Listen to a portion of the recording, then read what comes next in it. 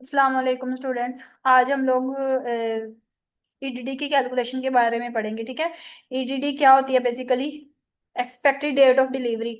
इसको कैलकुलेट करने के लिए कुछ फॉर्मूलाज होते हैं, ठीक है, जिसको हम लोग आज इस लेक्चर के अंदर जो है ना वो कवर करेंगे। सबसे पहले हम इसकी डेफिनेशन देखेंगे। ईडीडी क्या होती है? Basically estimated date of delivery is the expected date when a pregnant woman is most likely to give birth. It is typically calculated as 40 weeks from the first day of the last menstrual period। ठीक है। ये basically हम लोग 40 week से start करके, जो हमारे 40 weeks होते हैं ना प्रेगनेंसी के, वहां से स्टार्ट करके first day of last menstrual period जो है ना, उसको मतलब कि हम लोग जो है ना इसको कैलकुलेट करते हैं। ठीक है। Typically calculated as 40 weeks from the first day of the last menstrual period.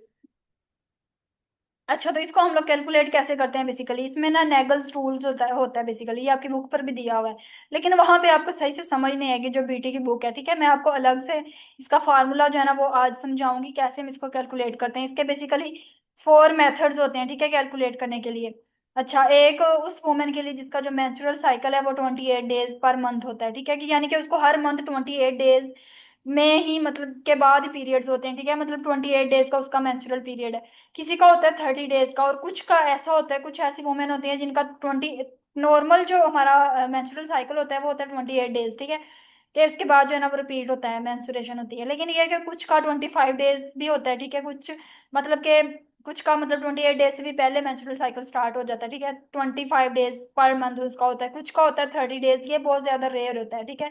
अच्छा, और एक मेथड हमारा उनके लिए होता है, उन वुमेन के लिए जिनको मतलब अपना लास्ट मेंस्ट्रुअल पीरियड जो है ना वो याद नहीं होता। ठीक है, तो विदाउट लास्ट मेंस्ट्रुअल पीरियड हम कैसे ईडीडी को कैलकुलेट करेंगे? ये वो वुमेन थी जिनका 28 डेज पर मंथ था, उनको एग्जैक्ट पता था कि हमारा 28 डेज के मंथ पे जो है ना हमारा लास्ट मेंस्ट्रुअल पीरियड जो है वो होता है। ठीक है, कुछ का 30 डेज होता है, कुछ का 25 डेज होता है। ये वो थी, एक वो वुमेन होती है जिसको याद नहीं होता कि उसका लास्ट मेंस्ट्रुअल पीरियड कब था। तो उससे हम कैसे ईडीडी को कैलकुलेट करेंगे? ठीक है, तो सबसे पहले हम लोग देखेंगे हमारा जो फर्स्ट फार्मूला है वो है a woman whose menstrual period cycle is 28 days per month है। ठीक है, उसको पता है यानी कि उसका लास्ट मेंस्ट्रुअल पीरियड जो है ना, फर्ज करें फॉर एग्जांपल के तौर पे हम देख लेते हैं कि किसी वुमेन का जो है ना वो लास्ट मेंस्ट्रुअल पीरियड जो है ना वो है 1 जनवरी। तो इसको कैलकुलेट करने के लिए हम क्या करते हैं, इसमें क्या करते हैं, क्योंकि इसका जो है वो 28 डेज होता है पर मंथ। ठीक है, जो कि रेगुलर मतलब कि नॉर्मल पीरियड होता है, यानी कि उसको 28 ही है, उसका हर मंथ जो है ना उसको 28 में ही मतलब कि जो है ना उसका मेंस्ट्रुअल साइकिल वो स्टार्ट होता है, रिपीट होता है। ठीक है, हर मंथ ही। ठीक है, तो इसमें हम क्या करेंगे, इसके लिए हम फार्मूला यूज करते हैं कि इसमें हम लोग 7 डेज जो होते हैं वो प्लस कर लेंगे। जब हम लोग 7 डेज प्लस करेंगे, फर्स्ट फर्स्ट कर लें कि एक वुमेन का लास्ट मेंस्ट्रुअल पीरियड जो है ना वो 1 जनवरी था। ठीक है, ये फॉर एग्जाम्पल है। ठीक है। अच्छा, उसके अंदर हमने 7 दिन जमा कर लेने हैं। जब हम लोग 7 डेज प्लस करेंगे तो वो आ जाएगा 8 जनवरी 2024। ठीक है। अच्छा, अब क्या करना है, हमने 7 डेज प्लस करने होते हैं और साथ हमने 9 मंथ जो होते हैं ना वो ऐड कर लेने होते हैं। अब इसके अंदर जब हम लोग 7 डेज प्लस करेंगे तो हमारे पास 8 जनवरी आ जाएगा 2024। इसमें हमने 9 मंथ ऐड कर लेने हैं, यानी कि 8 जनवरी के बाद, जनवरी के बाद हमने 9 मंथ जो है ना वो काउंट करने हैं। जनवरी, फरवरी, मार्च, अप्रैल, मई, जून, जुलाई, अगस्त, सितंबर, अक्टूबर। तो ये 9वां मंथ जो होता है ना वो अक्टूबर है।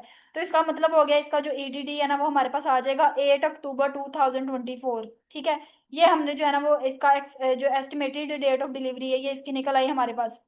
वो किस तरह से, जब जिसका नॉर्मल साइकिल जो था वो 28 डेज पर मंथ था। ठीक है, तो उसके लिए हमने जो है ना इसका फार्मूला यही होता है। ठीक है, ये जो फार्मूला मैंने लिखा हुआ है ना ये उस वुमेन के लिए है जिसका 28 जो है ना वो 28 डेज पर मंथ उसका नॉर्मल मतलब के साइकिल है।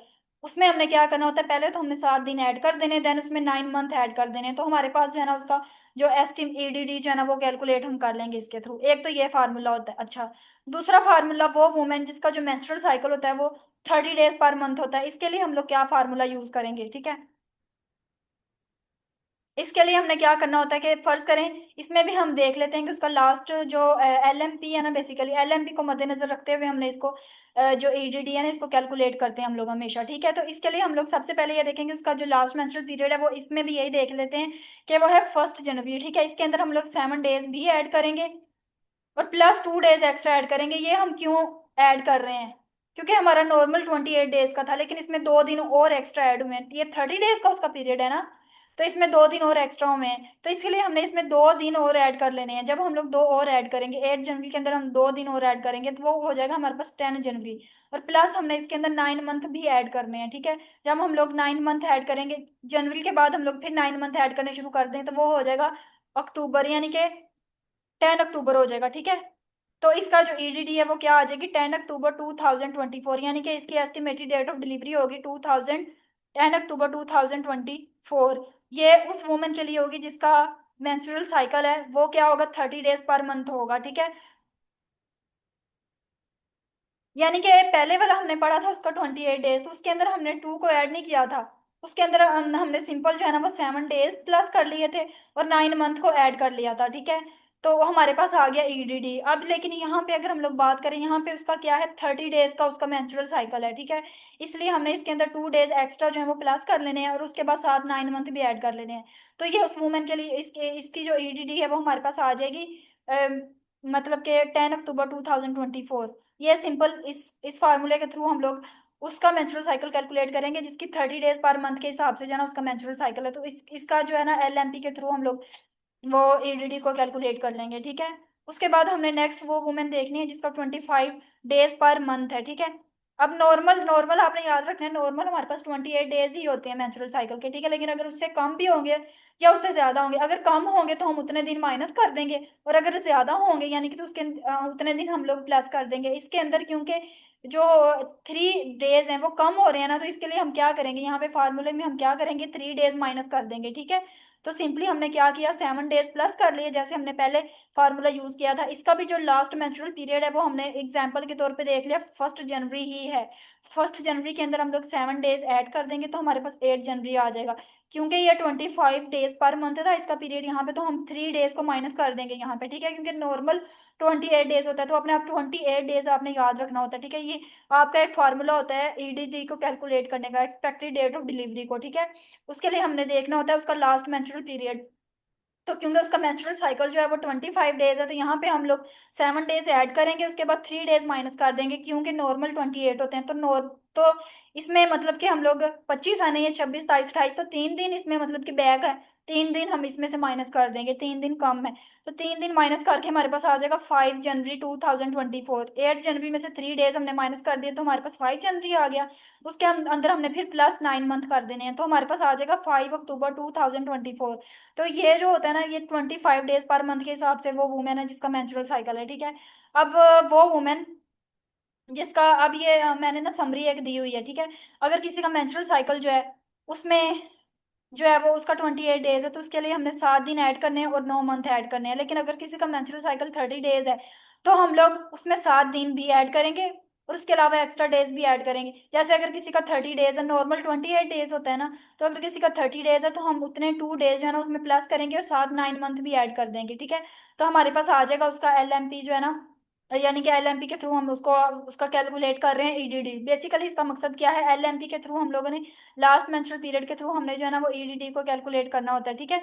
ईडीडी को हमने क्या करना होता है, कैलकुलेट करना होता है, एस्टिमेटेड डेट ऑफ डिलीवरी, ठीक हो गया। अच्छा, अगर किसी का मेंस्ट्रुअल साइकिल जब वो 25 डेज का है, तो हम क्या करेंगे, उतने डेज 7 डेज ऐड करके, 7 डेज तो हमने तीनों में ऐड करना है ना, और 9 मंथ भी हमने ऐड करने होते हैं, लेकिन साथ हमने एक्स्ट्रा डेज माइनस कर देना इधर से, क्योंकि इसमें क्या होता है, 25 डेज है ना, तो इसमें क्या होता है जो मतलब कि यहाँ पे अगर आप एक्स्ट्रा डेज की बजाय ये लिख दें कि जितने दिन कम हुए हैं ठीक है, यानी कि जितने दिन कम हुए हैं, जितने दिन यहाँ पे क्या होंगे, जितने डेज यहाँ पे